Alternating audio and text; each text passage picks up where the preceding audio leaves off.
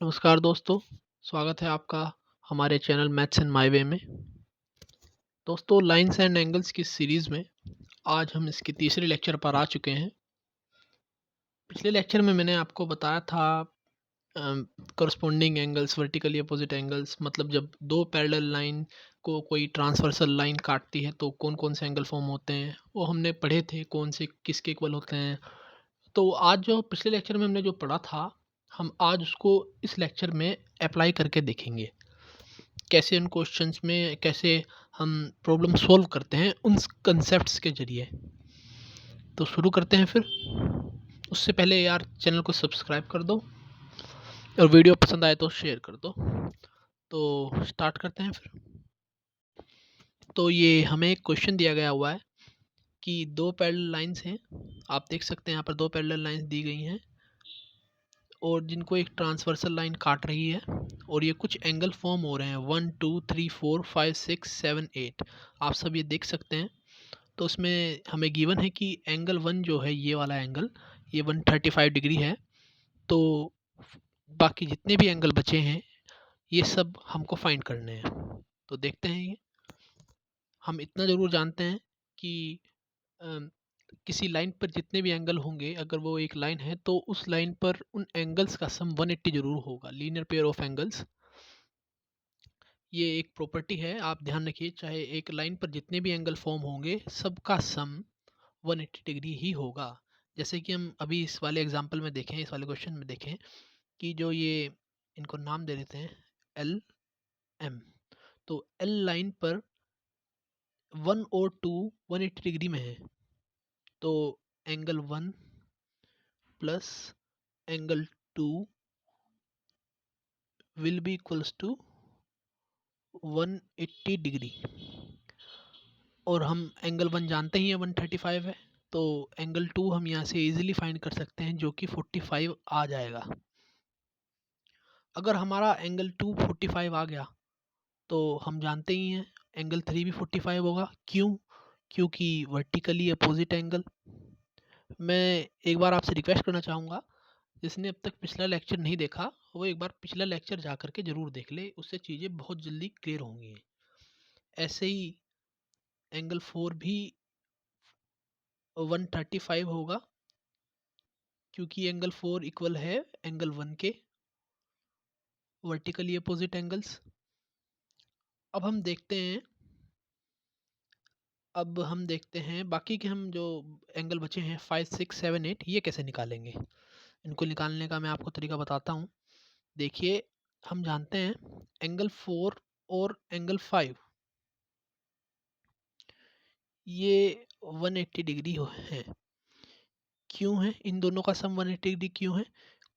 को interiors angle 6 और angle 4 का सम जो है 180 डिग्री है, क्योंकि ये दोनों को इंटीरियर एंगल्स हैं। और हमने पढ़ा भी था कि दो को इंटीरियर एंगल्स का सम हमेशा 180 डिग्री होता है। तो हमारे पास एंगल 4 है इस समय 135, तो एंगल 6 कितना हो जाएगा 45।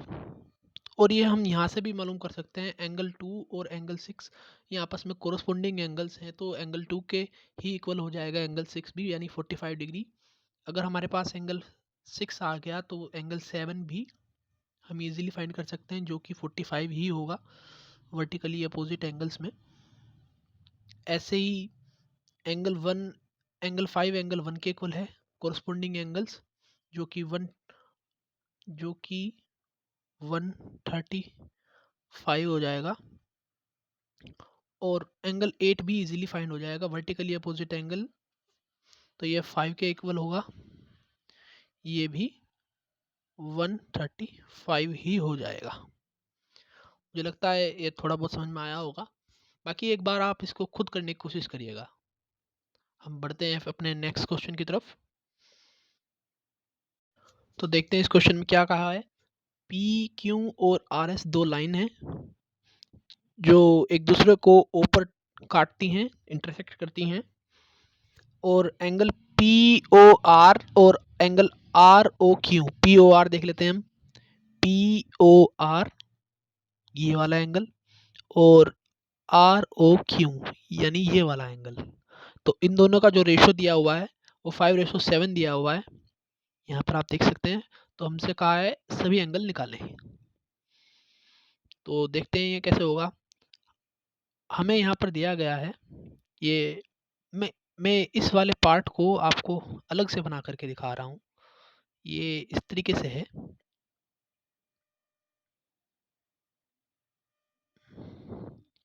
ये आर है, ये ओ है, ये पी क्यू। ये 90 डिग्री लग रहा होगा आपको, लेकिन ये 90 डिग्री नहीं है, कुछ एंगल है, ये मान के चल रहा हूँ मैं। रुकिए ज़रा, आप कंफ्यूज हो जाएंगे, इसीलिए मैं इसको बदल देता हूँ। एक सेकंड रुकिए। हाँ, तो इस तरीके का कुछ दिखाई दे रहा है आपको, ओ आर पी क्यू। तो जो एंगल पी ओ आर है, ये वाला एंगल और ये वाला एंगल, इन दोनों की रेशो दी हुई है 5:7। ये रेशो होती क्या है? रेशो जनरली एक फ्रैक्शन होती है। जैसे कि मैं इसको एक एग्जांपल से हम समझते हैं। जैसे कि मैंने कहा कि राम और श्याम की जो एज की जो रेशो है, वो मतलब जो राम की एज कितनी है, वो मान लीजिए 45 है, और श्याम की जो है वो है 65 है, 60। तो अब मैं कहूँगा कि ये तो इनकी नॉर्मल एज है। अगर हम इस फ्रैक्शन को, ये जो फ्रैक्शन बना है, इसको रिड्यूस करें, तो रिड्यूस करेंगे तो कितना बैठ जाएगा ये? 5 से हम इसको काट लेते हैं, तो 9, 12, ये अभी और भी रिड्यूस हो सकता है, 3 से कट सकता है, तो 3/4। तो इनकी जो रेशो निकल के आई, जो इसको हम आगे, जिसको हम फ्रैक्शन को और रिड्यूस नहीं कर सकते, तो वो 3:4 आएगी। तो इसी तरीके से अब हमें ये 5 और 7 दिया गया है कि इन जो दो एंगल का जो फ्रैक्शन है, ये 5:7, तो ये बिल्कुल रिड्यूस्ड फॉर्म में है, इससे आगे इसको हम नहीं काट सकते। तो अब जनरली इसमें होता क्या है कि ये एंगल पी ओ आर, तो हम इनकी जो एक्चुअल वैल्यू है वो 5x एंड 7x हो जाएगी। क्योंकि मैंने आपको दिखाया ना, अभी मैंने आपको एग्जांपल लेके दिखाया था राम और श्याम का, तो उसमें जो फाइनल जो आई थी 3:4 आई थी। तो 3:4 तो उनकी एग्जैक्ट एज नहीं थी ना। तो इसी तरीके से हमने एक मल्टीप्लाइड मान लिया कि भैया हमको 5 और 7 में कुछ चीज़ मल्टीप्लाई करनी पड़ेगी, तब हम जा करके एक्चुअल वैल्यू पर पहुंचेंगे। ऐसा नहीं है कि ये 5 और 7 एक्चुअल वैल्यू ना हो भी सकती हैं। तो उस केस में x 1 हो जाएगा अगर है तो। लेकिन हम मान के चलते हैं कि क्या पता नहीं है, हमें पता नहीं है ना अभी, तो हम इसको फाइंड करेंगे। तो हमें आप देख सकते हैं, जैसे यहाँ पे 5:7 दिया हुआ है, तो actual value P O R की 5x हो गई, एंगल पी ओ आर की, और एंगल आर ओ क्यू की जो एक्चुअल वैल्यू होगी वो 7x हो गई। तो अभी मैंने आपको बताया था कि angle sum property of a line, यानी लीनियर पेयर ऑफ एंगल्स कितना होगा, 180 डिग्री होगा। तो angle P O R plus angle R O Q, ये 180 होगा। और पी ओ आर की अभी मैंने वैल्यू आपको बताई थी, रेशो में 5x गिवन है और ये 7x है। तो हम यहाँ से 7 की x की वैल्यू इजीली फाइंड कर सकते हैं। x की वैल्यू यहाँ से आ जाएगी 15। तो एंगल पी ओ आर की जो रियल वैल्यू है वो है 5x, यानी 15 पंजे 75। तो ये जो एंगल है ये 75 डिग्री होगा, और बाकी ये वाला जो एंगल है 105 डिग्री होगा। मुझे लगता है चीज़ें क्लियर होंगी अब।